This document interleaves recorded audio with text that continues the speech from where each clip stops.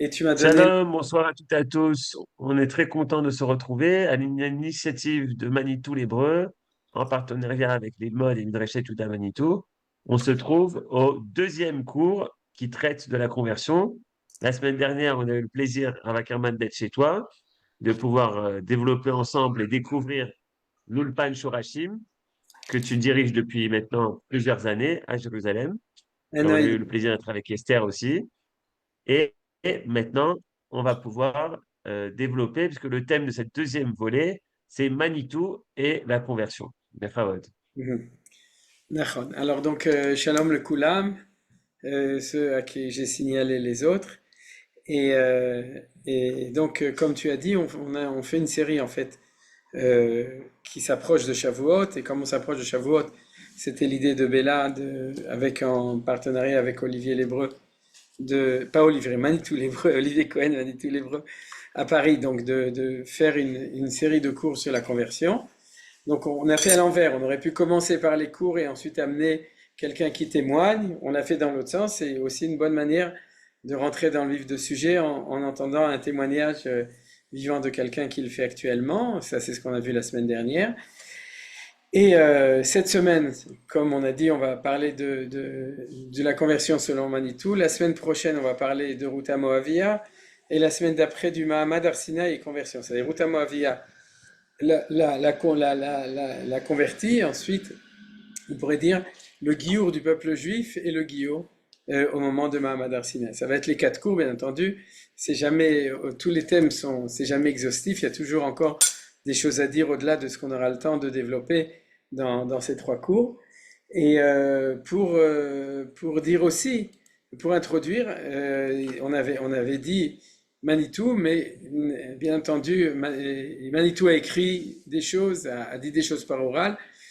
Vu mon âge trop jeune par rapport à Manitou, j'ai pas eu la chance, on pourrait dire, de fréquenter Manitou assidûment, contrairement à des gens qui sont ici et qui étaient ou à Mayanot ou qui étaient à Orsay encore plus, ou dans d'autres cadres où ils ont eu l'occasion vraiment. Donc c'est avec beaucoup beaucoup de modestie, je dois dire, surtout par rapport à ceux qui ont plus connu Manitou, que je vais développer des choses qui sont basées sur des choses que j'ai entendues de Manitou, un petit peu sur des choses que j'ai lues de Manitou, mais entre Manitou et ce que je dis, tout d'abord, c'est possible que il y a des choses qui sont pas de Manitou, et puis non plus, c'est évident que je suis pas arrivé à toutes les sources de ce qu'a enseigné Manitou sur la conversion, et bien entendu, j'imagine qu'il y a des gens ici qui pourront rajouter des choses, et je serai très heureux de pouvoir que vous puissiez participer, nous faire participer à vos connaissances ou votre mémoire de choses qui ont été exprimées par Manitou sur la conversion. Donc après cette introduction, je vais ouvrir le screen.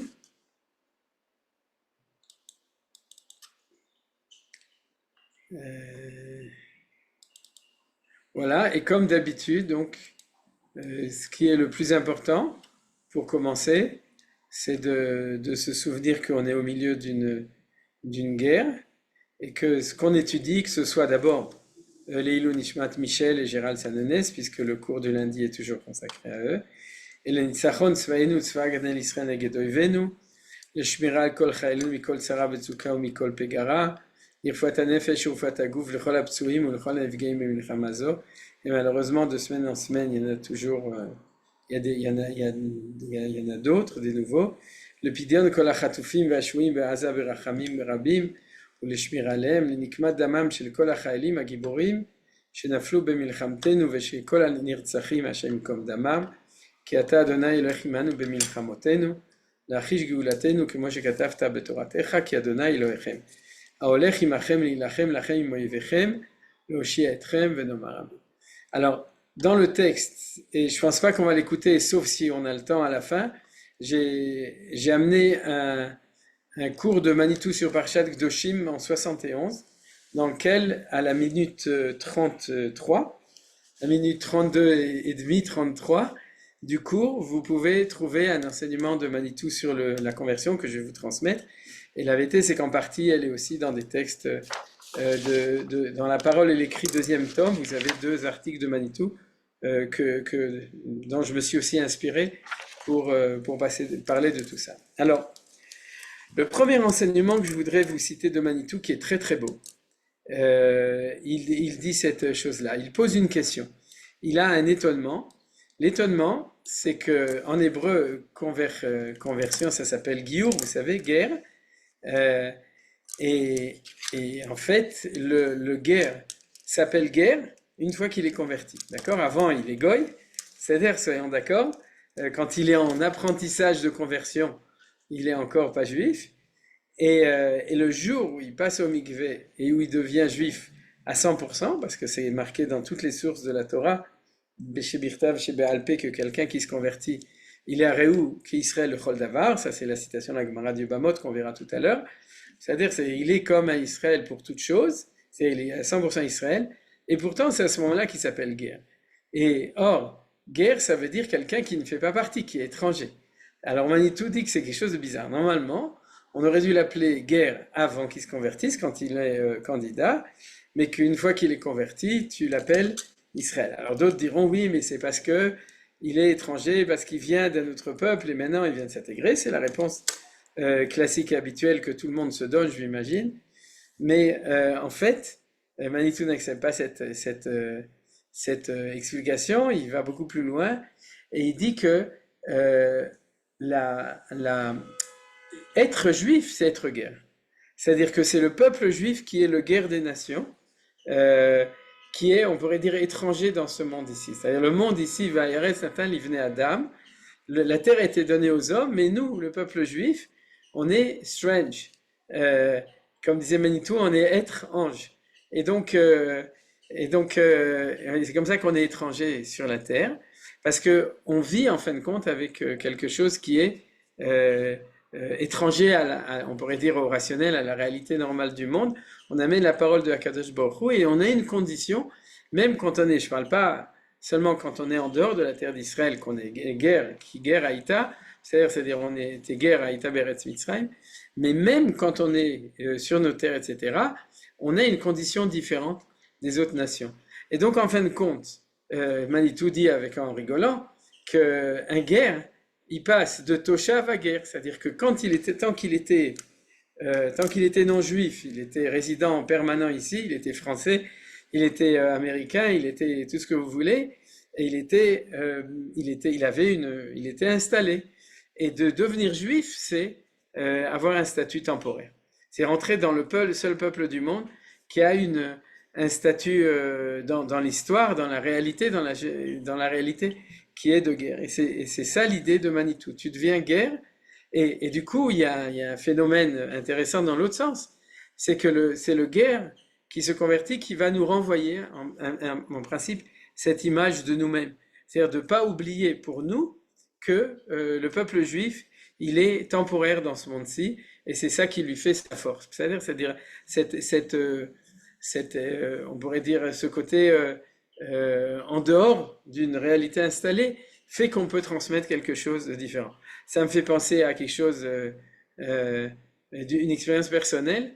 Quand j'étais Ravanis, maintenant je suis ravagé, mais à l'époque j'étais Ravanis, et donc, je sais que je parlais tout le temps de la Torah d'Eretz Israël. Et Baruch Hashem, quand on est revenu, on a même réussi à ramener des gens avec nous quand on est revenu en Eretz Israël. Mais c'était clair pour moi que je pouvais passer ce message parce que je me sentais pas bien là-bas, je me sentais étranger, et donc le message pouvait passer. Si j'avais été heureux et je me sentais bien, ça ne serait pas passé. C'est la même chose. Si tu te sens trop bien, Baolam Hazé, en tant que juif, c'est-à-dire tu es trop installé, tu ne peux pas faire passer le message que le monde doit devenir, le Olam Hazé doit devenir le monde, le Olam Abba, c'est-à-dire le monde qui est en train d'arriver, le monde à venir, c'est-à-dire qui est en train de venir. Et donc, pour pouvoir passer ce message, il ne faut pas trop se sentir trop installé sur Terre, vous comprenez? Et alors, c'est ça le chidouche extraordinaire de Manitou. Ce chidouche, c'est de dire que le guerre s'appelle guerre parce qu'il rentre dans le peuple juif. C'est à ce moment-là qu'il devient guerre, il devient comme nous. Comme on disait en France, à la guerre, comme à la guerre. Et donc, j'ai amené deux psukim. Un qui a été expliqué par Manitou clairement dessus, et le deuxième de la paracha de la semaine dernière. Le premier, c'est lorsque Abraham veut acheter la Meharat Marpella. Et à ce moment-là, qu'est-ce que ça veut dire? Avram le nomade, d'abord nomade puisqu'il est parti de Ur-Kasdim, de Lech Lecha Ken mi Artsecha ou Miladecha ou mi Bet Avicha, c'est-à-dire qu'il doit se détacher de tout et en Israël, il est nomade. Et quand, en fin de compte, il veut fixer une acquisition, le caveau pour pouvoir enterrer Sarai, en fin de compte tout le monde, puisque c'est la Maharat Marpella, c'est le caveau des patriarches à Hebron.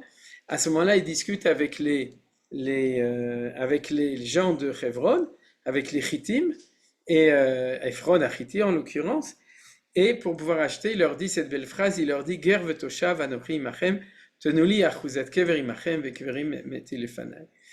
Et donc, il est celui qui se sait, on pourrait dire dans l'expression de Manitou, celui qui se sait guerre dans le monde, mais qui a besoin quand même de se fixer, parce qu'en Eretz Israël, on doit devenir Toshav, vous comprenez? C'est-à-dire, il faut d'un côté dire aux Goïms que c'est nous les propriétaires de la terre d'Eretz Israël, qu'on est plus Toshav que eux, et d'un autre côté, maintenir notre identité qui est moins. Alors en fait, pour eux, ils ne comprennent pas ça, ils disent si c'est comme ça, ou bien les Juifs non plus ne comprennent pas, alors vous êtes cosmopolite, vous pouvez habiter n'importe où, etc. Non, on est Toshav sur la terre, tout en étant guerre dans une essence beaucoup plus profonde.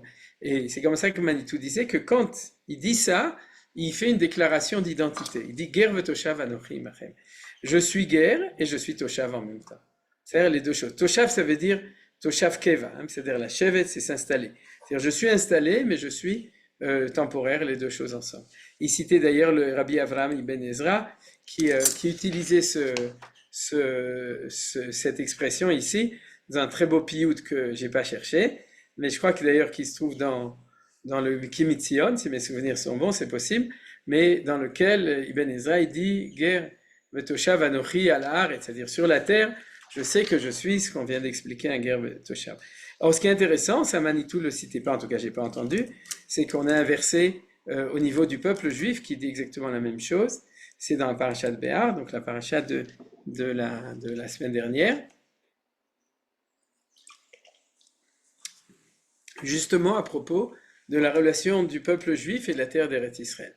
Et vous savez qu'on a une relation différente des autres, puisque, par exemple, il ne peut pas y avoir d'acquisition définitive d'une terre quand le Yovel Noek, puisque vous vous souvenez, ça on l'avait étudié il y a 2 ans à l'époque de la Shemitah, mais quand tu vends une terre, tu la récupères au moment du Yovel, la 50e année. Ça veut dire que personne ne peut devenir propriétaire définitif d'une terre en Eretz Israël, sauf celui qui l'a reçue par la division des 12 tribus au moment de la conquête de la terre, mais c'est quelque chose d'autre. C'est-à-dire que c'est quelque chose d'autre. Il n'y a pas de Nadlan normalement en Eretz Israël. Nadlan, ça veut dire en français du business immobilier. Ça n'existe pas en gros.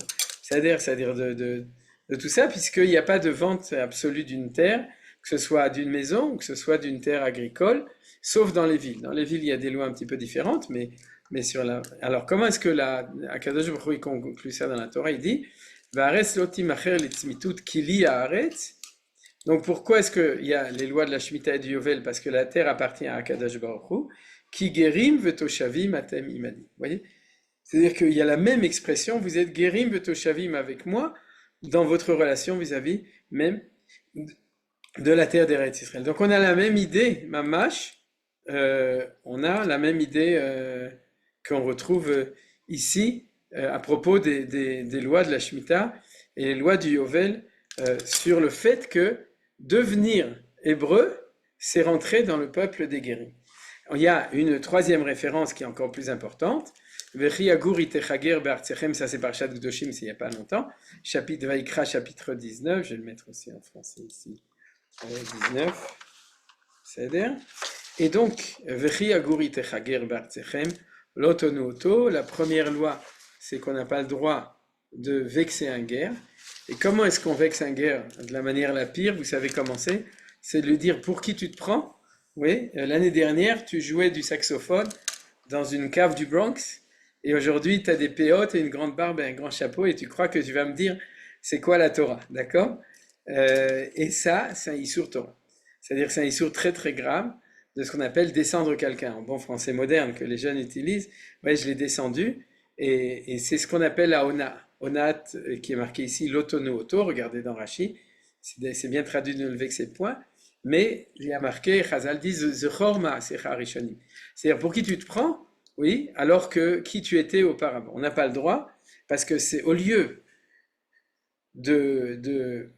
au contraire, d'admirer, dans le sens admiratif, on a le droit, on l'a dit, on a le droit de lui dire, si on est sincère, mais c'est extraordinaire, où tu étais et puis là où tu es aujourd'hui. Mais si c'est au contraire pour le ramener en arrière, à ce moment-là, c'est quelque chose qui est très grave. C'est la onat varim du guerre. Et, voilà. Ensuite, donc il y a un deuxième passouk qui suit, 33-34.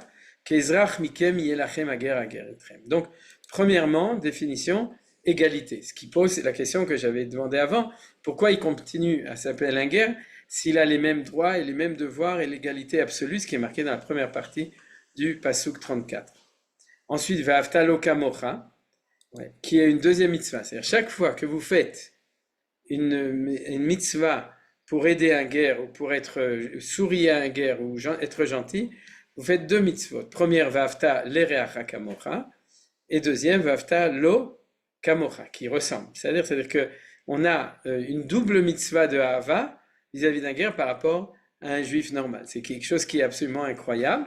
C'est-à-dire que Akadosh Baruch Hu a tenu à insister, et la justification qui guérit Maïtem Beretz Mitzrayim Ani Hashem Elokechem. Or, en Égypte, on n'était pas converti à la religion égyptienne, vous voyez? Donc, comment la Torah nous dit qui guérit Maïtem Beretz Mitzrayim? Ça veut dire, décide, est-ce que guerre ça veut dire converti ou est-ce que ça veut dire étranger?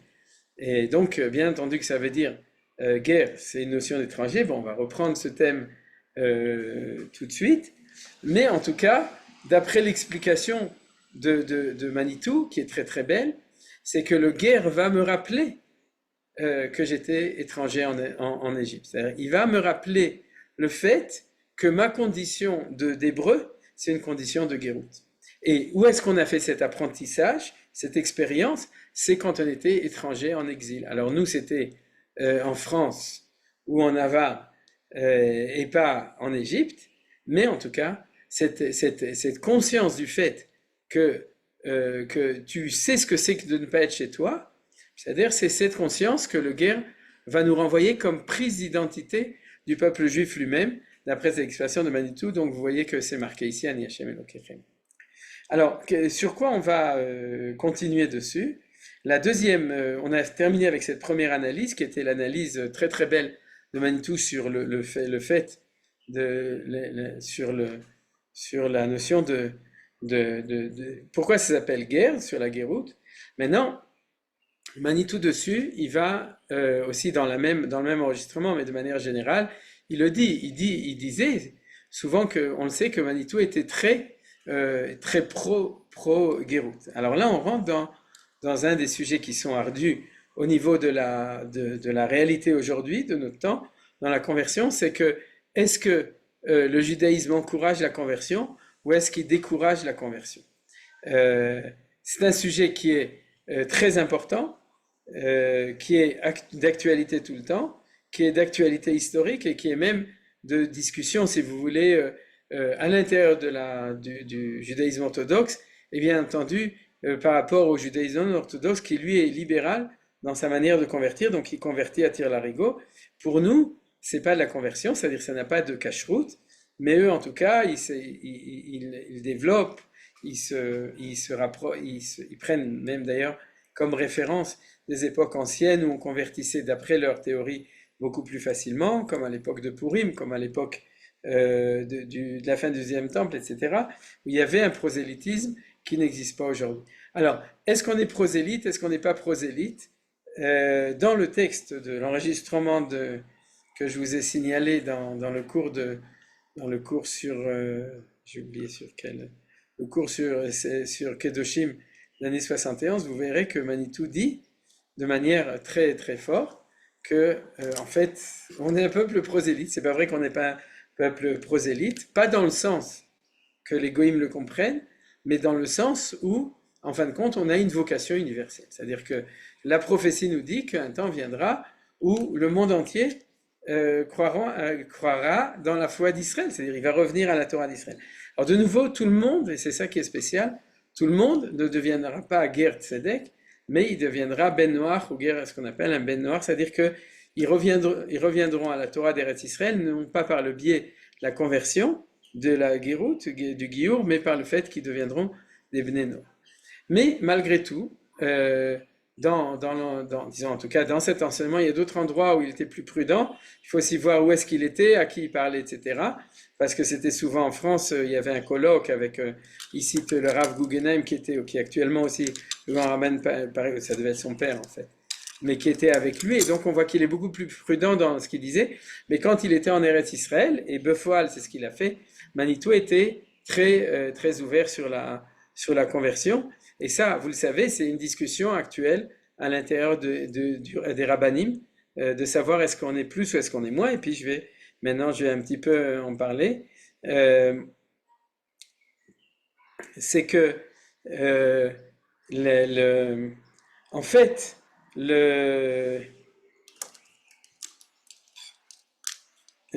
voilà, non, juste je regarde sur mon texte.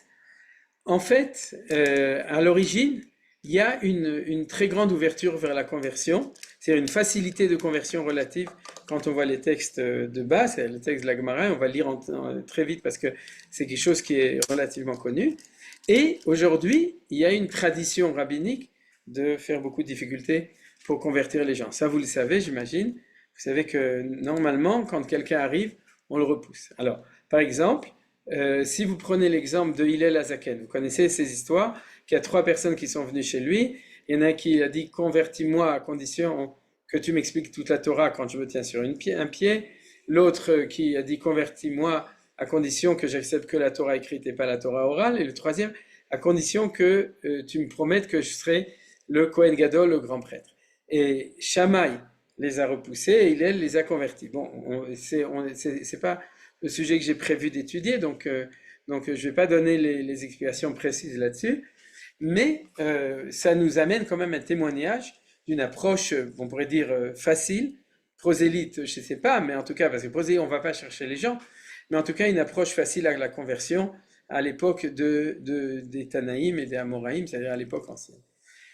Alors qu'est-ce qui s'est passé depuis qu'est-ce qui s'est passé depuis? Alors Manitou a donné une double analyse. J'imagine que vous connaissez les choses, mais je voudrais quand même les préciser. La première raison pour laquelle aujourd'hui en exil on ne convertit pas facilement, et Manitou le justifiait, de ne pas convertir facilement en dehors d'Eretz Israël. Et d'ailleurs il dit que le Rav Kook lui-même, je n'ai pas trouvé la référence, le Rav Kook le père disait la même chose: si vous voulez vous convertir, venez en Eretz Israël. Et la raison, c'est ce que dit Ruta Moavia quand elle fait sa déclaration de conversion, de Giour, elle dit Amechami ve'elokai Elokai. Je ne l'ai pas imprimé parce que je pense que vous le connaissez, c'est-à-dire elle dit à Naomi, ton peuple est mon peuple et ton Dieu sera mon Dieu.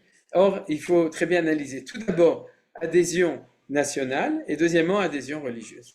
Et ça, c'est le point qui est le point essentiel. D'ailleurs, la semaine dernière, je vous ai un peu parlé, et aussi Esther, de notre Ulpan de conversion, et on a l'occasion de pouvoir comparer ce qu'on peut proposer aux gens avec ce qu'on propose quand ils se convertissent en dehors d'Eretz Israël. Et la chose la plus claire, c'est que ici, on commence par Amechami, et en parallèle, on fait Elokai, Elokai, et en dehors d'Eretz Israël, on ne peut pas leur proposer Amechami. Tu ne peux pas leur proposer de t'intégrer dans le peuple. Tu peux leur proposer au maximum d'intégrer une communauté, c'est ce qu'on fait. Et les gens donc intègrent obligatoirement une communauté, parce que la communauté, c'est le microcosme historique en exil du peuple juif. Mais depuis que le peuple juif est rené en Eretz Israël, ça devient caricatural. C'est-à-dire que de dire que tu vis dans une communauté et que c'est comme si tu vivais la vie du peuple juif, c'était valable tant qu'on n'avait pas mieux. C'est-à-dire qu'on n'avait pas mieux pendant 2000 ans, mais depuis que le peuple juif, Am Israël, Chai, en Eretz Israël, c'est quelque chose qui est absolument, c'est un non-sens de dire, mais dans notre communauté, il y a un mikvé, il y a un restaurant, il y a un rabbin, il y a une synagogue, il y a un Beth Midrash, donc c'est comme si c'était le temple et Jérusalem et le peuple juif qui étaient là. C'est quelque chose qui est absurde.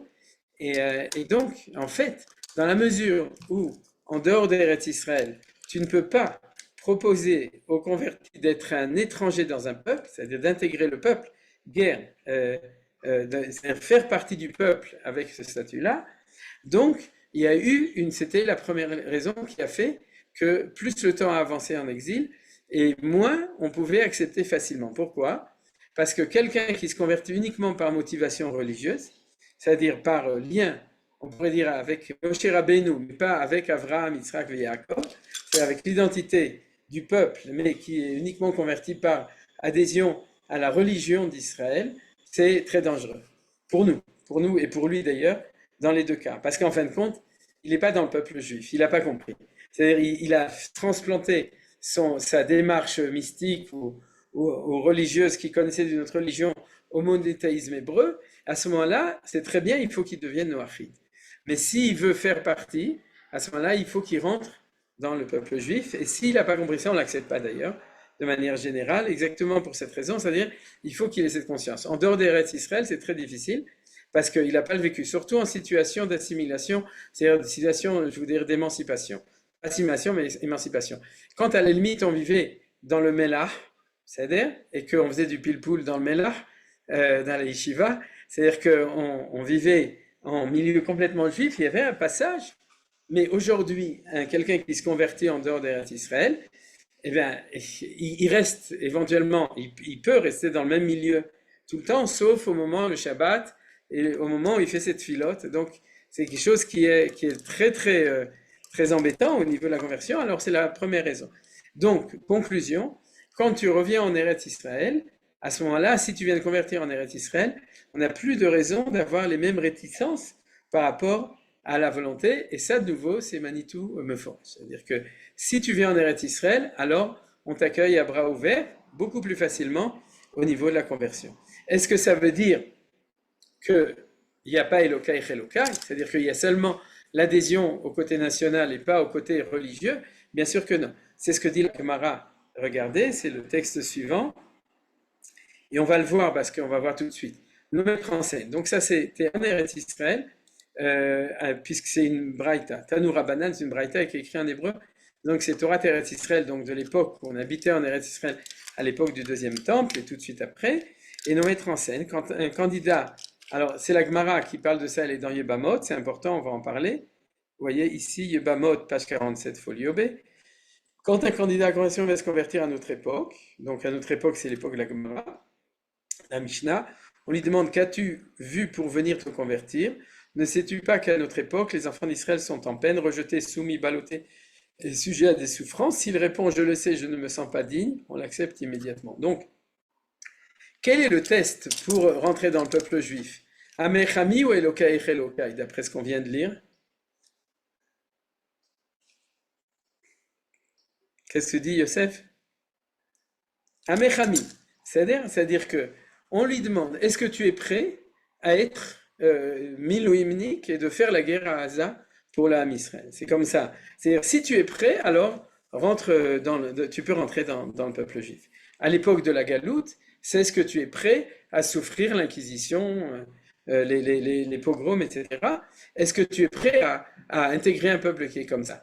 Si jamais tu es prêt, ça veut dire que tu es prêt à aller jusqu'au bout de ton intégration nationale. C'est-à-dire que tu es prêt à faire partie du peuple juif pour le meilleur et pour le pire, et donc à ce moment-là, tu acceptes miyad. Vous voyez, il y a marqué le kablim auto miyad. Donc c'est ce que je vous ai dit. Quand il y a cette histoire, mais il n'y a pas vraiment cette conscience de nation, alors ça crée des difficultés d'acceptation. Et ensuite, on lui fait connaître une partie des commandements légers et une partie des commandements graves. Ensuite, on lui fait connaître la faute de la glanure. Ça, c'est une raison un petit peu annexe. On lui fait connaître la sanction des différents commandements. C'est-à-dire, la première chose, c'est on lui donne miktsat mitzvot assez, miktsat mitzvot lota assez. Vous voyez? Miktsat mitzvot kalot, miktsat mitzvot ramurot. C'est-à-dire, on lui donne un petit peu des mitzvot graves, des mitzvot faciles. C'est-à-dire, et ensuite, on lui donne aussi, on lui fait savoir qu'il y a une punition, c'est une gravité. Et on lui dit, sache qu'avant d'être parvenu à ce mode, si tu consommais du suif, c'est chelev. Tu n'es pas passible de la peine de retranchement, c'est karet. Si tu étais mechal Shabbat, tu n'es pas passible de ce qu'il a. Donc on lui met quand même les choses comme il faut. Maintenant, si tu fais ça, tu seras passible, etc. Et de même qu'on lui fait connaître les punitions des mitzvot, ainsi qu'on lui fait connaître leurs récompenses. On lui dit, sache que le monde futur n'est prévu que pour les tzadikim, et de notre temps, Israël ne peut recevoir ni un grand nombre de bienfaits, ni un grand nombre de châtiments. On ne multiplie pas à son adresse des propos dissuasifs, et on ne se montre pas pointilleux à son égard. Donc vous voyez que c'est clair, qu'on le prévient que c'est sérieux de devenir juif, d'abord au niveau du destin du peuple, deuxièmement au niveau de la difficulté des mitzvot, mais on lui dit que l'enjeu en vaut la chandelle. C'est pour ça que quand elle se convertit, elle prend comme nom Scheindel. C'est-à-dire parce que c'est à cause de la chandelle. Et donc, on lui montre aussi tout ce qui est beau dans le peuple juif, même au niveau des mitzvot et de la récompense de mitzvot. Et vous voyez, on ne multiplie pas à son égard des propos dissuasifs. On ne lui dit pas, va-t'en, on ne te veut pas, etc. C'est pas la peine, t'es un nul.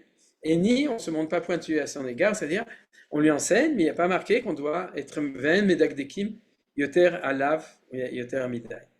Si jamais il a accepté, on le circoncie immédiatement. Dès qu'il a guéri, on procède immédiatement à son immersion. Regardez qu'il y a marqué 3 fois dans la Gemara immédiatement. Les textes de la Gemara n'écrivent pas des mots qui sont comment ça s'appelle, qui sont superflus. C'est-à-dire que c'est une braïta, c'est marqué 3 fois immédiatement, c'est que on le laisse pas traîner. Il veut se convertir, on le convertit. Et après ça, donc, 2 sages se tiennent au-dessus de lui, lui font comprendre de nouveau une partie des commandements légers, des commandements graves au moment où il fait sa tevila. C'est comme ça que ça se fait jusqu'à aujourd'hui, c'est-à-dire il fait de nouveau Kabbalah Ol Mitzvot, avec un petit peu, après qu'il a procédé à son immersion, il est sorti, voici celui-ci en tout point comme un juif. C'est-à-dire Areu Yehudi, Areu Ke Israël, le Choldva. C'est-à-dire il est un juif à part entière, ce qu'on a vu dans le Pasuk. Alors à partir de ça, on voit donc que normalement, on n'est pas prosélyte, mais on a une approche facile d'approcher les guérim. C'est comme ça que c'était à l'époque de la Mishnah, et peut-être encore à l'époque de la Gemara. C'est encore à vérifier au niveau de la Gemara, mais en tout cas, à l'époque, en Babylone, pas moins. Déjà, le Rav Goren a une analyse précise de la différence entre le Talmud de Bavli et le Talmud Yerushalmi sur le regard positif vis-à-vis des guérim, c'est-à-dire le Talmud Bavli est plus méfiant et le Talmud Yerushalmi est plus avenant. Et il y a dans la continuation, en fin de compte, de la Mishnah et de la Braïta, c'est-à-dire de la tradition des Tanaïm qui étaient en Eretz Israël. Alors, comme je vous ai dit, en fin de compte, les 2 raisons pour lesquelles les guérim, à l'époque d'exil, on ne les acceptait pas tellement.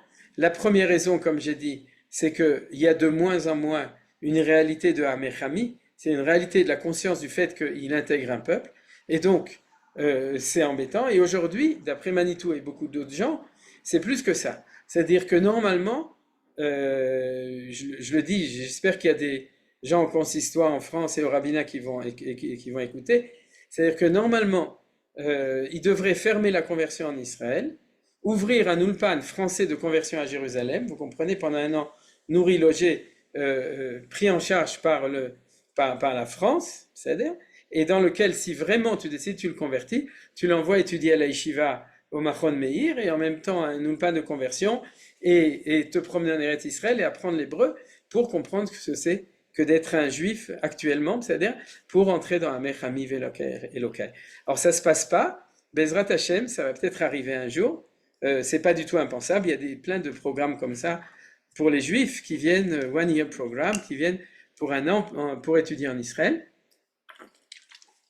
Donc on pourrait tout à fait imaginer une yeshiva pour les guérim, pris en charge par la France, pour envoyer les gens. Ça existe, c'est ce que nous on fait à l'époque, c'était au kibbutz Nativ, c'est-à-dire un kibbutz c'était un programme complet, aujourd'hui c'est plus comme ça, mais ça existe, mais ça n'existe pas comme vision française, ou juive française, ou américaine, ou argentine, tout ce que vous voulez, de la conversion. Mais en fin de compte, c'est ça la logique des choses qui fait que ici, on doit revenir à une vision beaucoup plus originelle de ce que dit la Gemara de l'acceptation des guérim que lorsqu'on est en dehors d'Eretz Israël. Maintenant, Manitou est un petit peu plus féroce, à mesure il dit qu'il y a une deuxième raison. La deuxième raison, c'est que en terre de chrétienté, je ne sais pas si vous savez, mais j'ai pas fait une étude historique pour savoir si c'était la réalité pendant 2000 ans, où il y avait des périodes d'exception, mais en tout cas, dans les dernières centaines d'années, lorsque un chrétien se convertissait au judaïsme, il était tout simplement condamné à mort. Je ne sais pas si vous le savez, il y a une histoire célèbre d'un guerre qui s'est converti à l'époque du Gaon de Vilna et qui a été brûlé sur la place publique parce qu'il s'était converti. C'est-à-dire que se convertir au christianisme, ça c'était normal.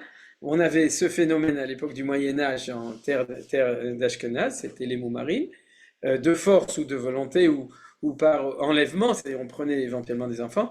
C'était la même chose au moment de l'Inquisition, c'était la même chose chez les musulmans, vous savez ce qui se passait aussi au Yémen, etc., où on prenait les enfants et on les convertissait à l'islam de force, c'est-à-dire de passer du judaïsme à l'autre religion, ça c'est normal, mais il y avait une interdiction, ce qui était logique, puisqu'on voulait que les juifs prennent la religion du pays, donc c'était impensable qu'un chrétien se convertisse au judaïsme.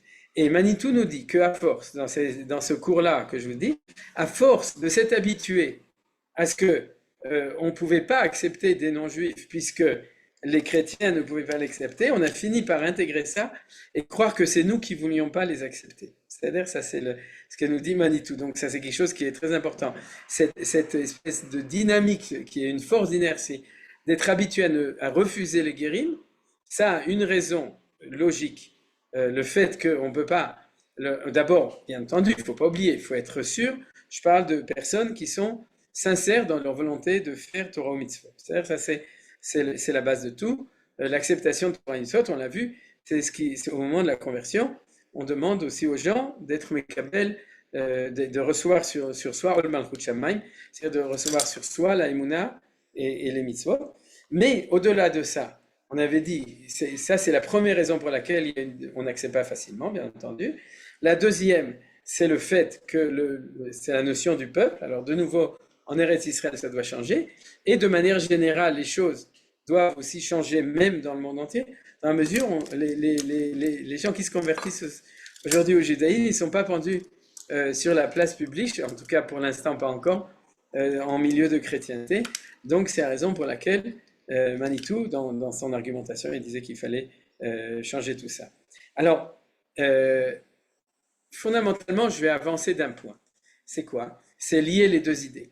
Si tu dis que celui qui va rejoindre le peuple juif en tant que converti, en fin de compte, il se retrouve là-bas parce qu'il adhère en tant que non-juif à l'identité de la guéroute du peuple juif. C'est-à-dire que le peuple juif, c'est celui qui représente tout ça.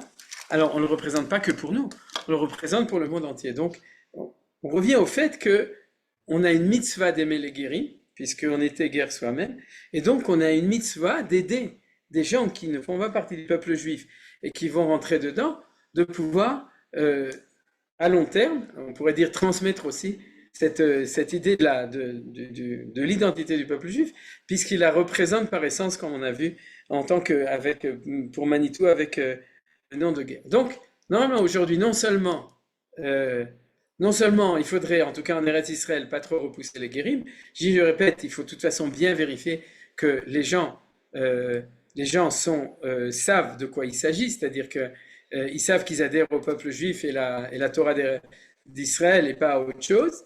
C'est-à-dire, mais une fois que ces vérifications ont été faites, comme pour chaque chose, c'est pas parce que tu vérifies que tu es pas positif. C'est-à-dire qu'on n'accepte pas forcément n'importe qui, bien entendu. On vérifie que les gens sont aptes et sont équilibrés, etc. D'accord? Mais une fois qu'on le fait, la question c'est est-ce qu'on veut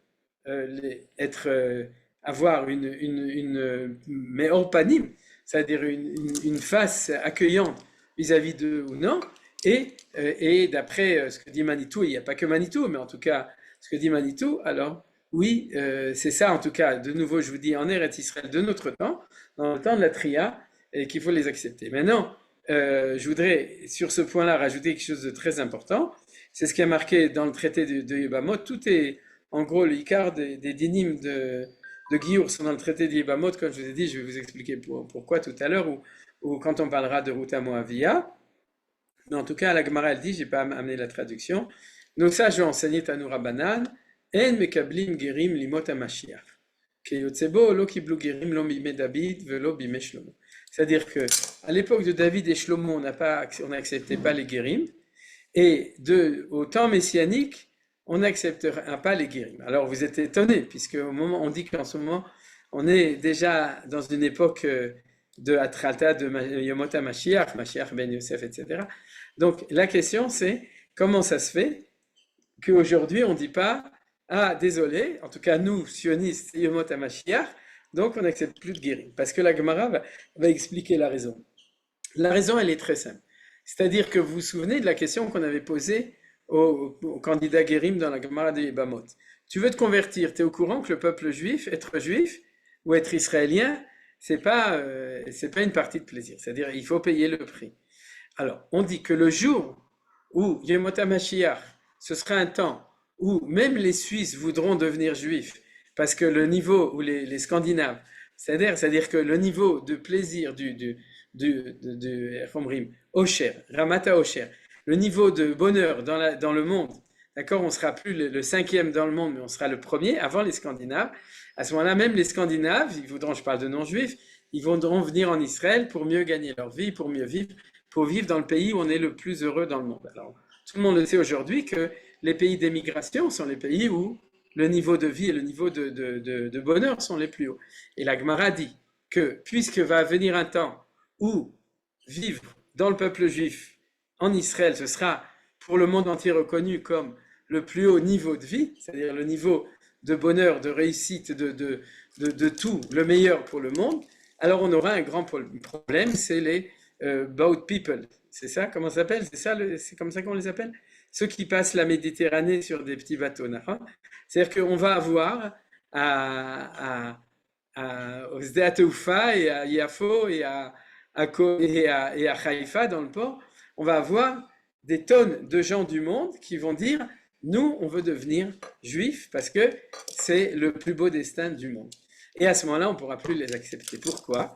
Parce que on les acceptait quand ils étaient prêts à jouer le jeu de la difficulté aussi de l'histoire, c'est-à-dire être associés à notre histoire dans l'histoire, dans la difficulté d'histoire, comme chaque homme ne peut être méritant de son salaire, c'est-à-dire le Olam Haba ou Olam Hazé de Sachar, que s'il a passé le processus de la difficulté de la avoda, c'est-à-dire du fait de devoir choisir entre le bien et le mal, être Oved Hashem, se séparer du mal, de choisir le bien, etc. On ne reçoit pas la récompense.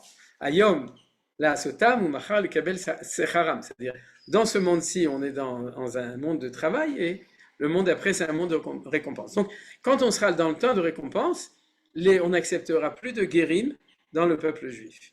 Est-ce qu'on n'acceptera pas du tout? Non.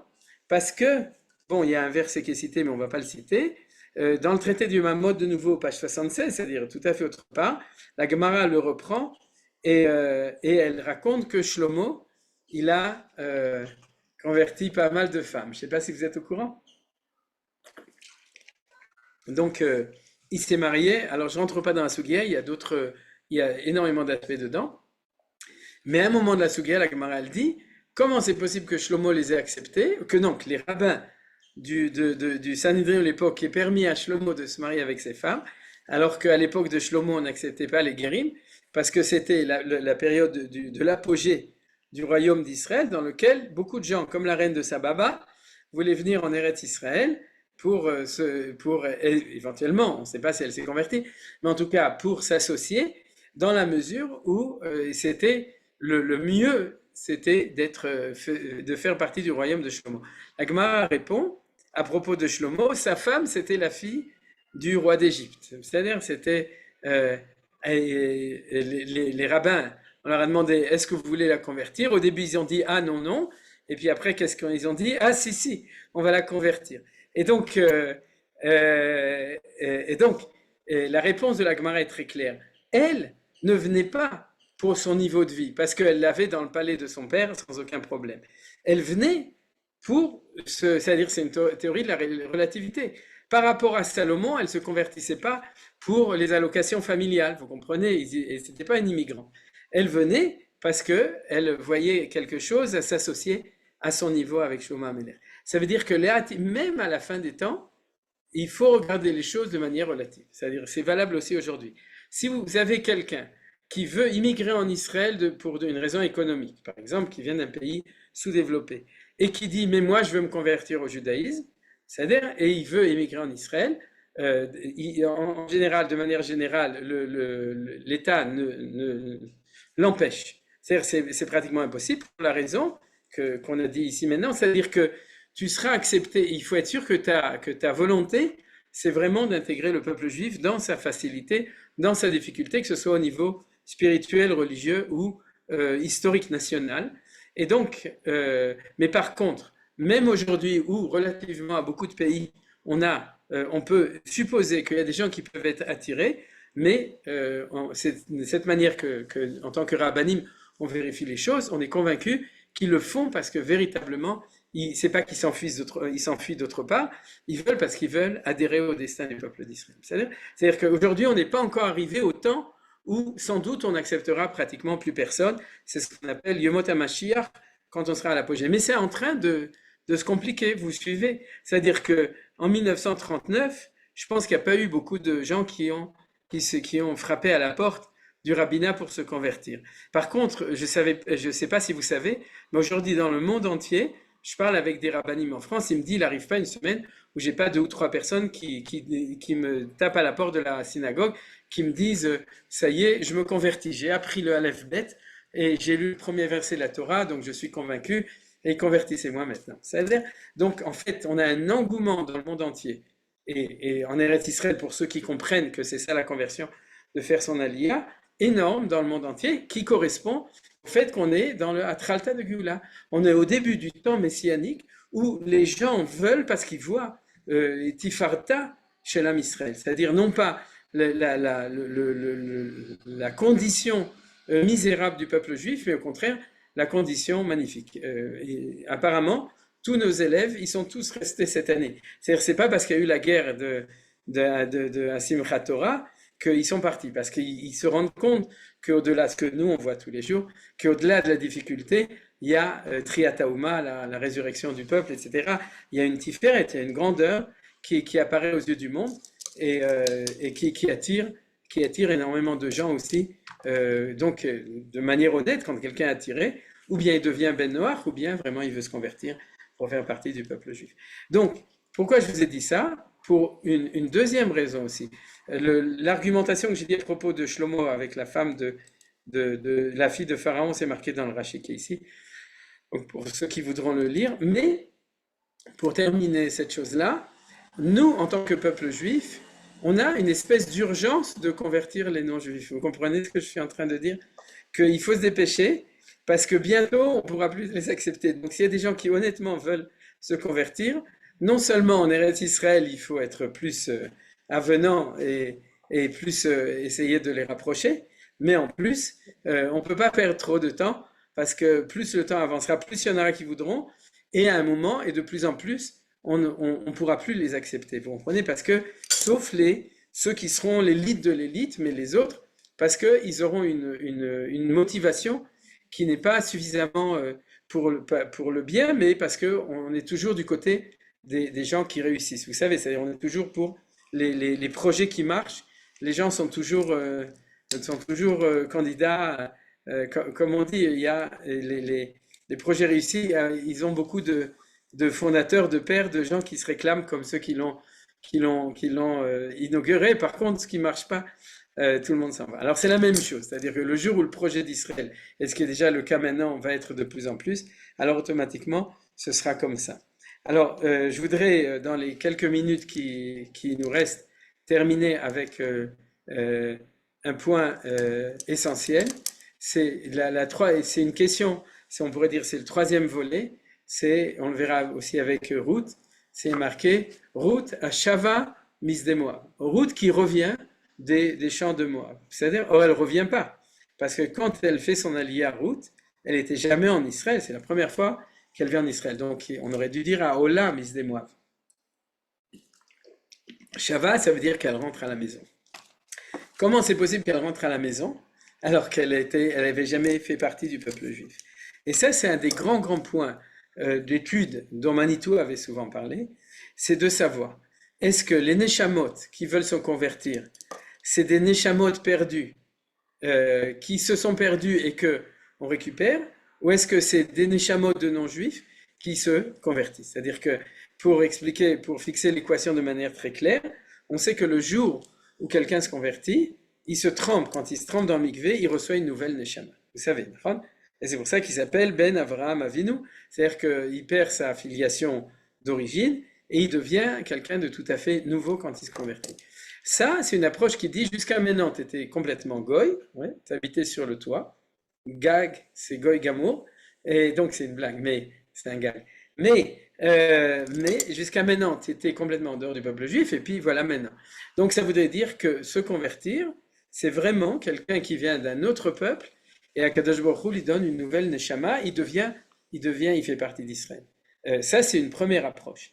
Mais cette première approche, elle se cogne, on pourrait dire, avec ce qu'on a entendu la semaine dernière de Esther et qu'on entend de tout le monde. C'est-à-dire que les gens qui se convertissent, ils disent qu'ils ne se sont jamais sentis à l'aise, ils se sont toujours sentis guère là où ils étaient. Ils n'étaient jamais toshav. C'est-à-dire, ils étaient, j'en ai un autre par exemple, qui a parlé à, Kalita fait une interview où il va sortir à Shavuot, et il dit, je ne savais pas encore que j'étais juif, mais oui, il ne le savait pas vraiment. Bon, il avait une grand-mère juive qu'il a découvert le jour de son enterrement. C'est-à-dire qu'on ne parlait jamais de judaïsme. Il n'y a que le jour où sa grand-mère est morte qu'il a su qu'elle était juive. Donc vous imaginez le niveau d'assimilation. Et il dit, mais là où j'étais, je ne me sentais pas à l'aise avec les Français, je me mettais avec les Hindous, je me mettais avec les Juifs, je me sentais étranger là où j'étais. Alors ça veut dire quoi? Ça veut dire qu'on voit que les Neshamot des Guérim, c'est des Neshamot qui sont en fin de compte déjà, qui se sentent, sans le savoir en général, juifs, même avant de se convertir. Alors, comment on explique un phénomène comme ça?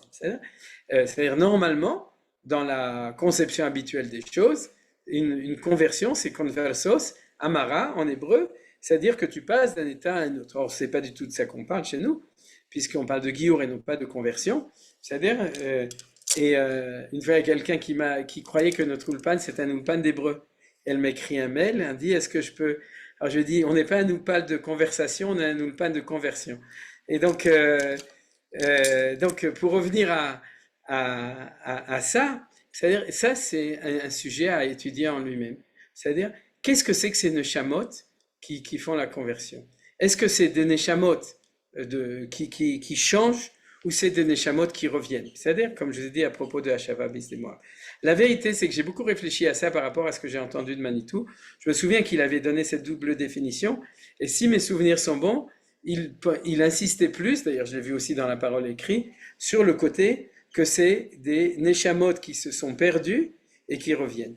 Maintenant, si c'est des neshamot qui se sont perdus et qui reviennent, c'est pas la même chose. Je vais vous dire, même au niveau de l'acceptation. Si tu vois que c'est une neshama qui est perdue et qui revient, tu as moralement pas le droit de pas l'accepter. Alors, il faut pas le dire complètement, parce qu'il faut être sûr que cette neshama, elle est prête à réintégrer son identité. C'est-à-dire qu'on peut vérifier ces choses-là. Mais à l'intérieur de nous-mêmes, en tant qu'Am Israël, on sait que ces neshamot, elles doivent revenir, donc on doit, de ce point de vue-là, aussi les aider à revenir. Alors, quelle est là, vous avez compris, dans ce paradoxe du fait qu'on reçoit une nouvelle neshama et que d'un autre côté, c'est des neshamot qui se sont perdus parmi les nations et qui reviennent, où se trouve la vérité? Alors, ça, c'est une question, et je pense que comme je vois qu'il est déjà 57, je n'aurai pas le temps de terminer le sujet, mais je vais le continuer, je vais choisir comme sujet à propos de Ruth Moavia, on va continuer de traiter de ce sujet. Mais en tout cas, on va voir, avant de terminer, la source de ça, qui se trouve dans le traité de Psachim, et je suis désolé, je ne l'ai pas mis en français, mais on va le lire en hébreu. Rabbi Eliezer, je traduis directement, a dit que Akadosh Baruch Hu a envoyé les enfants d'Eretz Israël, d'Israël, il les a envoyés en exil parmi les nations, il n'a fait que ça uniquement pour que il y ait des guérim qui soient rajoutés dans le peuple juif, comme il est marqué dans Oshéa. Donc Oshéa, c'était un prophète qui était très osé, et qui disait comme ça, Uzra'atiya li ba'aretz verichamti et lo ruchama v'amarti lo ami ami ata ve'u yomar elokai. Bon, c'est un verset, et la Gemara, donc Rabbi Lazare, pardon, l'explique comme ça, quand il y a marqué Uzra'atiya la ba'aretz, c'est-à-dire, bon, la traduction, il ne faut pas regarder, c'est-à-dire je vais l'ensemencer dans la terre, comme une graine, d'accord? et il dit Kloum Adam Zorea Sea, pardon, Kloum Adam Zorea Sea, Kloum Adam Zorea Sea, et la Lachnis Kama Korin. C'est-à-dire, est-ce que quelqu'un va semer 1 kilo de graines de blé dans la terre pour recevoir 1 kilo de blé? Non, pour recevoir 1 tonne de blé. D'accord? Vous savez très bien, quand on sème un grain, c'est pour avoir un épi entier. Et il dit donc que lorsque, dans la prophétie de Hoshea, les Chachamim ont compris qu'on a été diasporisé dans la galoute. Diasporisé, ça veut dire semé dans toutes les nations. Et on a été semé pour ensuite engranger tout ce qu'on ramènera. Donc, c'est comme ça que la Gemara apprend. Maintenant, cette idée-là, c'est la même idée que dans la Kabbalah, l'idée de l'Ikouté Nitzotzot. Je peux fermer le texte, en fait, on a fini d'étudier les textes. L'Ikouté Nitzotzot, c'est que quand on va en exil dans la Kabbalah, on le retrouve beaucoup dans la Chassidut aussi, c'est pour rassembler les étincelles qui ont été dispersées dans le monde entier. Et c'est normal que dans le Niglé, c'est-à-dire dans la Gemara, on parle de Guérim, et que dans le Nistar, on parle de Nitzotzot. Pourquoi? D'abord parce que vous savez que dans la Kabbalah, c'est tout du feu, comme hier avec Rabbi Shimon Bar Yochai, c'est-à-dire c'est tout du feu, donc quand on parle de Guérim, on parle d'étincelles, c'est-à-dire, et que dans le Niglé, on parle de Guérim, mais en fait, parce que quand on parle de Nitzotzot, on élargit le sujet. C'est pas seulement les Guérim qu'on ramène, c'est aussi des valeurs qui font partie de la Torah, ou de la Elokut, de Hachem, qui se sont dispersés dans le monde. Et un des rôles du peuple juif, d'après cette Gemara, est là, c'est le rôle essentiel, c'est de ramener tout ça. Alors c'est des choses qui se développent quand on parle de Nitzotzot, mais maintenant on va se focaliser plus sur les guérims. Il y a quelque chose de très profond dedans. C'est quoi là quelque chose de très profond? C'est qu'en effet, il s'avère que dans le monde, il y a des neshamot juifs. Quand je dis juifs, c'est hébreu, c'est-à-dire des neshamot d'Israël, qui sont pour des raisons qu'on ne peut pas comprendre, et d'ailleurs on va étudier l'histoire de Ruth, la semaine prochaine, dans cette vision des choses, mais il y a des neshamot hébraïques qui sont partis et qui sont dehors, et que notre rôle, c'est de les ramener. Alors il s'avère, et là je voudrais terminer le cours dessus, sur 2 points importants. Le premier point, et qui est aussi la raison pour laquelle personnellement j'adhère complètement, Baruch Hashem, chez Rabbanim, c'est-à-dire qu'on a un Manitou derrière qui est un gave, qui nous donne un appui. Je sais qu'au niveau de la halakha, je demande toutes mes shélotes à Rav Shaul David Bochko, qui a aussi une vision extrêmement forte et extrêmement ouverte, je dirais, à propos de l'ouverture vers la conversion. Le Maasé, c'est la même école, les Bochko et les Ashkenazis et Manitou, c'était la même école au niveau de la vision du peuple juif et de la Torah et de la halakha. Et dans cette vision-là, il y a une vision qui voit qu'il y a des neshamot. Et comme je vous dis, le temps presse, puisque bientôt on les acceptera plus tellement, il y a des neshamot, et comme par hasard, puisque, en fin de compte, être guerre, c'est sortir de la condition étrangère, comme nous qui étions en Égypte, pour venir dans le peuple juif, donc sortir d'Égypte entre guillemets pour eux. Donc c'est évident que c'est un processus qui arrive en temps de Géoula. C'est un processus qui arrive au moment de David et Shlomo, et à ce moment-là, on ne pouvait plus accepter tout le monde. Et c'est évident que c'est un processus qui va aller et qui va s'amplifier de notre temps à nous, puisqu'on est dans un temps de Géoula, donc ces neshamot, elles reviennent. Et ce que je vous disais à propos de ça, c'est qu'il y a 2 niveaux.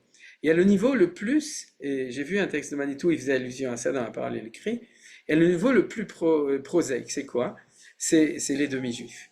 C'est quoi les demi-juifs? C'est des neshamot qui sont chez des gens qui ne sont pas juifs, mais on sait très bien qu'en fin de compte, on comprend très bien pourquoi cette neshama qui a un père juif, qui a un grand-père juif, qui a une grand-mère juive, n'a pas de repos, et c'est pas tous les demi-juifs, la plupart des demi-juifs ne sont pas comme ça. C'est la plupart dans le monde aujourd'hui, ils sont très contents de ne pas être juifs. Mais il y a des neshamot qui sont sans doute Alpi Yasod des Gilgulim, c'est-à-dire des Gilgulim des générations d'avant, qui sont sortis là où le père ou le grand-père a fait l'erreur de les sortir, puisqu'ils les ont mis dans un monde goy, mais ces neshamot n'auront de repos que quand ils reviendront à l'intérieur du peuple juif. Maintenant ça c'est le premier niveau. Et ce niveau il est très important, puisque dans la Psikat Halakha, il y a énormément de rabbanim, il y a toute une école de rabbanim, dont justement Morivu Rabbi Rav Moshe Bochko, j'ai une chouva de lui, et des Gdolei Israël énormes. Bon, celui qui est le plus expressif dedans, c'est le Rav Chaim Amselem, aujourd'hui en Eretz Israël, euh, qui, qui en fin de compte disent, si quelqu'un est Zera Israël, c'est-à-dire qu'il a une ascendance juive, il faut l'aider à se convertir. Non seulement il faut jamais le repousser, mais il faut l'encourager et l'aider à réintégrer le peuple juif parce que on sait que c'est une neshama qui revient. Là, c'est le plus rationnel, le plus logique et le plus facile à comprendre, puisqu'on peut l'expliquer. On peut dire, toi, tu as grandi chez ta... C'est souvent l'histoire que j'entends. Tu as grandi chez ta grand-mère qui était juive, c'est-à-dire qui a tout fait pour, en fin de compte, alors on peut dire c'est culturel, c'est parce que la personne a un cachet avec sa grand-mère, non. C'est aussi parce qu'il y a tout un coup, on voit que sa sœur ou son frère, ils sont pas du tout intéressés par tout ça, et puis il y en a un chez qui ces choses-là, ça leur parle. Alors, c'est qu'ils ont une neshama comme ça. Alors ça, il faut le croire au niveau des neshamot, c'est des neshamot. Mais ça, c'est le niveau premier et qui est très rationnel. C'est-à-dire, ça se comprend tout à fait, et c'est traduit à la Chalemaasé en Eretz Israël. C'est-à-dire qu'on aide, même dans le Giour du Betadine, j'ai cité Raphaël Amselem, mais dans le Giour du Betadine, si quelqu'un il est demi-juif, alors on l'aide à se convertir. C'est relativement facile, à mesure où la personne est très sérieuse, à ce moment-là, la porte est grande ouverte pour revenir dans le peuple juif. Mais ça, c'est basé sur ce que je suis en train de vous expliquer. C'est-à-dire, dans la vision générale des choses, on est en train de perdre énormément de gens dans l'assimilation, et à Kadosh Baruch Hu, les voies du Seigneur sont impénétrables, et il se débrouille pour qu'il y ait des neshamot qui se sont perdus, 1, 2, 3, 4, 5 générations, et puis un jour ils se réveillent, ils reviennent. Vous savez, le nombre de gens qui disent qu'ils sont descendants de Maran et qui n'arrivent pas à le prouver, et qui veulent se convertir, mais il y en a des dizaines et des dizaines. Ils ne peuvent pas le prouver, mais ils sont convaincus que eux sont des neshamot comme ça. Donc, ça, c'est le plan de Akadosh Baruch Hu, de ramener toutes ces neshamot. Et ensuite, pour terminer, comme j'ai dit ici, on transplante ça au niveau de la Kabbalah, alors on va plus loin, parce qu'on dit que l'écouter Nitzotzot, c'est quelque chose qui vient de la brisure des mondes au moment de la création du monde, de Shvirat HaKelim. Vous comprenez? C'est-à-dire que c'est quelque chose, c'est-à-dire dans l'ordre global général du monde, il y a dans le rôle du peuple juif, dans tous les rôles qu'ils ont, c'est aussi de ramener des étincelles. Alors, c'est là qu'on voit qu'il y a des guérims qui étaient au mont Sinaï, mais ils se sont perdus depuis longtemps. C'est-à-dire, c'est pas ceux dont on connaît. Mais ils sont potentiels au Guillaume, parce que leur neshama, en tout cas, elle était là et elle est en train de revenir. Et donc, ça, c'est la première option, et c'est comme ça que je vais terminer. La première option, si vous voulez, de l'approche du Guillaume, c'est l'option Ashava Misdemoa. C'est-à-dire que c'est des neshamot pas de non-juifs qui deviennent juifs, c'est des neshamot juifs qui sont dans un corps ou dans un endroit, dans un cli, on va pas dire corps, mais un cli, qui ne leur correspond pas. Et le temps où la lumière de Ham Israël brille tellement fort comme de notre temps, c'est-à-dire à ce moment-là, vous savez ce que c'est que la résonance, tout d'un coup, toutes les étincelles, elles résonnent avec la fréquence de la lumière du Ham Israël qui revit sur sa terre, et elles veulent revenir. Et c'est ça qui explique l'engouement du Giour de notre temps. Et Bezrat Hashem, Sheniske, L'Osif Gerim, L'Osif Gerim, Shem Bemet, כאילו נאמנים, מאמינים, et qu'on puisse être Mekayem Mitzvah de Havat HaGerim et de faire cette chose-là dans l'âme Israël. Vas-y Annette, tu as une question. Hazak ou Baruch? Baruch Kol Tiye. hakavod. Oui, Annette. Je voulais rajouter un témoignage parce que les cours de Manitou, je les ai suivis très, très, très longtemps. Donc, je suis un témoin. Et il parlait beaucoup de ça, effectivement. Mais je lui ai envoyé une jeune femme de France qui voulait se convertir, et très sérieusement, parce qu'elle avait commencé en France et elle fait ça. Elle a appris l'hébreu, elle a appris tout ça. Elle était chrétienne de départ, protestante après. Et qu'a répondu Manitou quand on l'a dit, je veux me convertir, il lui a dit, tu veux monter en Israël? Et que lui a répondu Manitou, reste en France, c'est pas possible. Elle a dit, pourquoi? Ton mari, tes enfants, tes petits-enfants sont des goïms. Et c'est drôle, ça a été une réponse qui nous a beaucoup étonnés. Si tu veux faire une conversion, il faut absolument que tu montes en Israël. Et si tu es entouré d'amis, de famille qui est goïm, Manitou lui a dit, reste en France et travaille pour les Juifs. Benot Noach. Mais elle fait maintenant toutes les mitzvot, mais il lui avait conseillé de ne pas monter en Israël. Et j'ai pas donné la réponse dans le cours aussi? Oui, oui, oui, je suis témoin. Je suis un Ah, témoin ok, parce que בסדר, ça, חזק. cette femme-là, נכון. c'est vraiment un cas, comme tu dis, c'est une âme juive perdue qui s'est mariée avec des goyim et tout ça, et qu'elle ne peut plus revenir. Donc, si on n'avance pas un petit peu sur le problème de la aliyah obligatoire, de se séparer de toute la famille goyim, vous vous rendez compte un peu le bouleversement dans une famille? C'est נכון. incroyable. Ceci dit, il y a des familles qui se convertissent en famille, qui font leur alia. Ça, c'est le mieux. Ça, c'est le Mais mieux. c'est malheureusement pas le cas. נכון. Il n'y a pas de conversion maintenant dans la Gola. C'est ça qui est drôle. Il reconnaît, Manitou ne conseillait pas la conversion dans la Gola, en Voilà, Gola. בדיוק, יפה, נכון. C'est-à-dire parce qu'il y a l'alternative d'être Parce que maintenant, on a la terre Ben Noach. d'Israël. Il y a l'alternative d'être Ben Noach, qui est de Et elle, plus en elle veut plus. pas. Elle fait toutes les mitzvot. Ok, mais on peut être Ben Noach et faire plus de mitzvot. Ah bon? Oui, oui, bien sûr. Vous croyez qu'on en avait que 5. Non, il y en a 7, mais ils peuvent faire plus. Ah bon? Oui, oui. Il y a marqué Goy, Talmid Chacham, que Kohen Gadol Amaretz. Un Goy qui est Talmid Chacham, donc il connaît toute la Torah, il est aussi bien qu'un Kohen Gadol qui est un ignare. Parce qu'il y avait des Kohanim Gdolim qui étaient des ignorants, c'est-à-dire au Vous niveau du savez. niveau. Donc ça veut dire qu'il ne peut pas se limiter aux 7 lois noachites, c'est quelqu'un qui étudie la Torah tout le temps. Et la vérité, c'est qu'on en a de plus en plus. Il y a de plus en plus de gens, j'entends, qui vivent en fait en dehors de la communauté parce qu'ils ne sont pas juifs, et pourtant ils font plein de mitzvot. Ils mangent kasher, ils font beaucoup de choses, quoi. Les athlètes, c'est-à-dire, en fait, c'est des noachites, c'est pas des hébreux. Tov, Moshe, Bechavod. Ah, tu veux ouvrir ton micro? Tu peux l'ouvrir. Non, tu n'arrives pas à l'ouvrir, si. Ben, il faut qu'on lui ouvre. Johan, ouvre le micro. C'est Johan qui doit ouvrir. Attends, mais toi, on t'a laissé ouvrir. Johan, oui, parce que c'est individuel, mais c'est pas général. Ah, Il faut top. qu'il ouvre Alors, pour tout le monde. oui, surtout maintenant. Bon, Voilà, pour il la il faut discussion. l'appeler fort. Je vais essayer de l'appeler au téléphone ou quelqu'un d'autre pour lui dire d'ouvrir le micro. Non, parce Sinon, que ce que tout le vous monde est pouvez, fermé, il n'y a que moi ouverte. ce que vous pouvez, c'est envoyer J'appelle Johan. D'accord, merci, moi aussi. Comme ça, voilà. Non, vas-y, il vaut mieux. Ce qu'on va faire, Moshe, c'est si tu veux écrire comment ça s'appelle? Un chat. Voilà, un chat, et on le verra et on te répondra en attendant. Au cas où.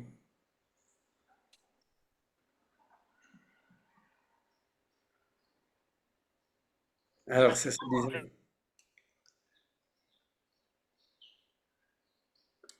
Ah, voilà. Vas-y, je peux t'ouvrir moi. C'est pas la peine, laissez tomber. Vas-y. Johan, c'est justement pour démuter les gens. Vas-y. Qu'est-ce que tu voulais dire? Oui, bonsoir, Rav. Je ne veux pas monopoliser rapidement. Je suis convaincu que l'âme est juive quand quelqu'un se convertit et c'est sérieux. J'ai eu une fille au père qui était... non, une amie avait une fille au père qui était tchèque. J'ai eu une fille au père israélienne. Les deux filles ont commencé à sortir ensemble. Ils sont venus voir, elles sont venues faire le Shabbat à la maison. La Tchèque a été intéressée, elle s'est rapprochée, elle est allée en Israël, elle s'est mise à étudier. Sa grand-mère est morte, elle va à l'enterrement, lui donne une lettre comme quoi sa grand-mère était juive. Voilà, c'est incroyable. Voilà. D'accord. Donc je l'ai vécu, cette histoire. Ouais, il a fait mode. Voilà. Ouais. Ah, et avant Youssef, cette semaine, quelqu'un m'a téléphoné pour se convertir. Je ne peux pas donner plus de détails. Elle me dit, je viens d'un petit village du centre de la France que vous connaissez sûrement pas, où et toute ma famille est au Ev Israël, une partie veut se convertir. Comment s'appelle ce village? Chambon-sur-Lignon, si vous avez entendu Oh, parler. ben ça, c'était la guerre, on était tous Voilà. là-bas. Donc ses grands-parents étaient là-bas et étaient des OAV Israël. Et du coup, le résultat, c'est qu'elle a 4 sœurs et ils sont tous OAV Israël. Elle veut venir en Israël pour se convertir. Donc vous voyez que le Srout Avot, ça marche aussi. C'était la résistance qui était. Oui, absolument. C'est quelque chose de C'était minimal. à Castor et tout ça. C'était Voilà, formidable. exactement. Exactement. Yosef Bechavod. Ça, c'était l'anecdote. Ah non, je voulais pas dire quelque chose, je croyais. Alors, Zéou, on a fini? Quelqu'un veut dire quelque chose? Une petite dernière chose, qu'est-ce qui est plus grave que de rejeter quelqu'un qui sincèrement veut être juif ou accepter quelqu'un qui n'est pas sincèrement juif, veut pas être juif sincèrement? C'est-à-dire, tu rejettes quelqu'un qui finalement était sincère, et tu Ouais. acceptes quelqu'un qui, bon, finalement, n'était pas vraiment sincère. Qu'est-ce qui est plus grave? Bon, d'abord, il faut être honnête, c'est que c'est pas comme est-ce qu'il vaut mieux être riche ou en bonne santé. C'est-à-dire que, par contre, j'étais témoin même dans des gens qui sont dans notre ulpan, de gens qui étaient très très sincères, et en effet, où les rabbinim ont été, en France, hein, ont été très bourrus, quoi, c'est-à-dire très très durs avec eux, et non seulement, mais et ça fait des catastrophes, c'est-à-dire que euh, ça a empêché à elle de se convertir, à sa mère de se convertir, à son frère. Et aujourd'hui, le résultat, 20 ans après, c'est un résultat catastrophique au niveau d'une famille qui aurait dû être convertie normalement et qui n'a pas été à cause de cette première approche. Donc, Bemet Rachamim, Izaru Bedivrechem, c'est-à-dire que même si on veut vérifier le sérieux des choses, son histoire, elle est très simple. C'est que, étant demi-juive, elle a subi des agressions antisémites permanente là où elle habitait, en tant qu'adolescente. Et quand elle arrive devant le rabbin lui dit, mais toi, tu es une Goya et tu as fauté alors qu'elle a fait aucune faute. Elle est née, c'est pas de sa faute. Il faut regarder ce qui s'est passé dans la génération précédente. Et elle qui est victime de cette situation et qui veut s'approcher du peuple juif, on lui dit, et le résultat était catastrophique, c'est dans un cas comme ça. Donc, c'est clair que euh, dans l'équilibre des choses, de ne pas accepter tout le monde, c'est évident, mais d'abord avec le Derech Eretz, la Neimout, etc. Et en plus, comme je vous ai dit aujourd'hui, l'approche en Israël, et pour beaucoup de rabbinim même en dehors d'Eretz Israël, quand c'est Zera Israël, c'est-à-dire qu'elle a un côté juif, un père juif, c'est dans la mesure où on voit qu'ils sont sérieux, de les encourager, pas de les décourager, comme j'ai dit tout à l'heure. Yosef, tu voulais dire quelque chose, et ensuite Nelly. Je Pour, t'ouvre, pour, Nelly. pour renforcer l'idée de Neshama qui revient, le Sfat Kemet explique le mot guerre. De la même manière, souvent dit, c'est comme Maale Gera, ruminant. Elle revient, elle ressort. Il a fait, mais surtout que c'est Pnimi, c'est intérieur, parce que ça c'est le Siman Ritson et ça c'est Siman Pnimi, un signe intérieur. Très très joli. Comment, Chazak. comment tu réagis si quelqu'un te dit, par exemple, bon, moi je crois ni Abraham Israël, Torah d'Israël, mais cette personne-là, eh bien, ce qu'elle est, parce qu'elle est juive, j'ai envie de lui ressembler, je veux me convertir. Comment tu réagis par rapport à ça? Comment on réagit par rapport à ça? Bon, c'est très compliqué parce que si tu veux, c'est personne par personne. Euh, il faut pas oublier que c'est comme un Baal Teshuvah, c'est-à-dire que tu peux pas, c'est pour ça qu'il y a marqué Melamdim Oto Miktsat Mitzvot Kalot Miktsat Mitzvot Chamurot. C'est-à-dire que tu peux pas demander en début de parcours qu'il intègre à ce qu'il intégrera en fin de parcours. C'est en début de parcours, tu dois vérifier le potentiel de Emouna, tout d'abord. C'est-à-dire si quelqu'un, tu sais que tu as l'impression qu'il n'aura pas d'Emouna, c'est-à-dire quelqu'un qui est athée, complet et idéologue, d'athéisme et qui te dit. Alors, j'imagine qu'il y a des grands rabbinis, par exemple le Rav Mimoun à Marseille, il convertissait aussi Zecher Tzadik Vekadosh Livracha, il convertissait facilement parce que j'imagine qu'il voyait plus dans les neshamot le potentiel des gens que des gens comme nous, quoi. Mais à notre niveau, c'est-à-dire chacun à son niveau de voir les choses, si tu sens qu'il y a un potentiel d'Emouna et qu'il y a une volonté d'avancer, et souvent, par exemple, souvent je leur parle, je dis tu fais Shabbat, il me dit non, je fais pas Shabbat. Tu veux faire Shabbat? Oui. C'est cette notion de Nishma Venas, c'est-à-dire au fur et à mesure de l'apprentissage qu'il y a une volonté, bien entendu, c'est vérifié. Ensuite, tu vois que, mais c'est comme un Baal Tshuva, tu refuses pas quelqu'un parce que il se présente devant toi avec toutes les clipotes, comme on parlait à l'autre shiur, de son existence telle qu'elle est, ben, par choix ou souvent pas par choix, par culture d'assimilation, par le choix de ses parents ou de ses grands-parents, etc. Donc a priori, c'est le fond de, de l'expiration de Rachid sur Hillel Azaken lorsqu'il a converti ces trois guérims, c'est qu'il a vu que dans la dynamique des choses, s'il les acceptait, eh bien, ils feront le chemin. Ben, il fallait être Hillel, peut-être, mais chacun à son niveau. Il a ce rôle-là, c'est-à-dire d'être capable il doit regarder non pas Bacher ou Cham, là où se trouve, mais le potentiel d'avancement. Alors, il y a différents, bon, j'imagine c'est aussi une expérience, mais il y a différentes choses qui font soupçonner que ça va pas marcher, ou au contraire, qui encouragent que ça va marcher. C'est-à-dire, c'est une réponse assez générale. Je ne sais pas répondu précisément, mais de manière générale dessus. Alors, il y a Nelly et ensuite il y a Shulamit qui voulait dire quelque chose. Bechavod Nelly. Je voulais dire il a parlé qu'il y avait quelque chose d'incompatible, ou bien que c'était une âme nouvelle qui venait, ou bien c'était déjà une âme juive qui revenait. Et j'ai par hasard écouté hier un cours du Rav Yaakov Hades qui disait que quand quelqu'un arrive, un juif, parler des juifs, qu'un juif arrive à se rapprocher vraiment d'Akadosh Baruch Hu, il reçoit une nouvelle âme. Ah. Donc, tu veux dire qu'il y a de toute façon, mais c'est Nachon, c'est C'est pas incompatible. Yaakov C'est pas- Hades. Donc, c'est pas parler des- incompatible. Ah, Toda Rabba. Mais en fait, c'est un petit peu ce que je veux dire l'année prochaine, la semaine prochaine. C'est-à-dire faire le shalom entre les deux opinions. Parce que tu vois clairement que les deux, Hachnem et Met, donc on est obligé. Et Toda Rabba pour la remarque. Nachon, il a fait meod. Shulamit, tu veux dire quelque chose? Et là, je voulais dire juste pour quand le Gordon Moon, on l'a, enfin, le Gardinal de Marseille, lui a coupé les herbes sous les pieds et a pris les conversions à son compte. Donc, c'était beaucoup plus, maintenant, c'est beaucoup plus dur. Et deuxièmement, j'ai peur pour tous les Russes qui sont en Israël. Je ne sais pas si on peut tabler sur leur sincérité. Je pose la question. Ça, c'est la question de Yosef. Je ne sais pas si Yosef y pensait à eux. Je veux faire attention à ce que je dis parce que Lolotzi Laaz, c'est-à-dire je m'en occupe pas et je suis pas responsable au niveau de la rabbanout, de la conversion au niveau national. Donc, ce que je veux dire, c'est comme ça. Même pour eux, il y a deux visions possibles. Il y a une première vision, c'est de dire que le potentiel d'adhésion à la Emouna et au Kiyum Mitzvot est très faible pour la plupart d'eux. Et donc, ça pose une réelle difficulté de les accepter au niveau de la conversion. Maintenant, si on regarde de manière plus générale, oui, c'est les victimes de 70 ans de Shmad du communisme. C'est-à-dire que c'est pas eux qui ont choisi de ne pas croire en Dieu. C'est 70 ans d'éducation communiste qui ont fait que leur grand-père ou leur père ont tout lâché.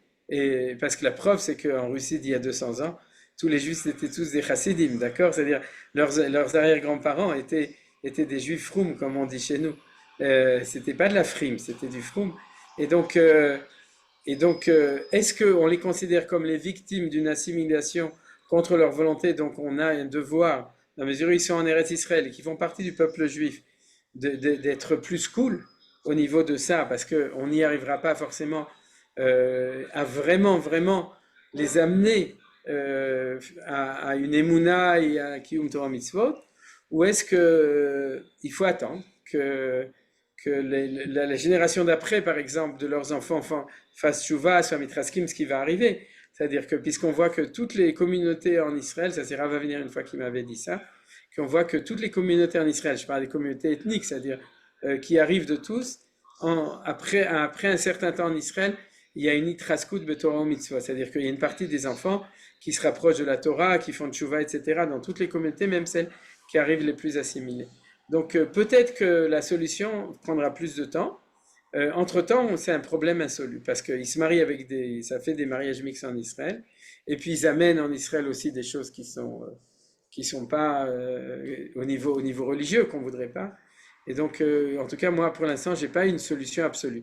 Ce qui est sûr, c'est que la politique générale, c'est d'essayer de les convertir et d'être relativement libéral dans la vision de la conversion, quoi. J'ai Relativement. accompagné, pardon. Moi, Oui, j'ai vas-y. accompagné des soldats et le côté difficile, russe, je parle, et le côté difficile, c'était qu'elles étaient à l'armée, elles étaient vraiment au niveau du peuple complètement israélienne et juive, mais donc, comme tu disais, c'était difficile pour elles, les Torah et Mitzvot, mais elle disait, mais pourquoi on exige de nous plus que des autres juifs? Tous mes Ouais. copains à l'armée, ils font pas les Mitzvot, pourquoi moi je dois les faire? Ouais. C'était vraiment, Oh, c'est bien vraiment un entendu, problème. c'est un problème. C'est le problème réel. C'est un des aspects du problème qui sont réels. Et et les rabbinim, ils donnent des tchouvot, pas encore assez, mais on a un problème.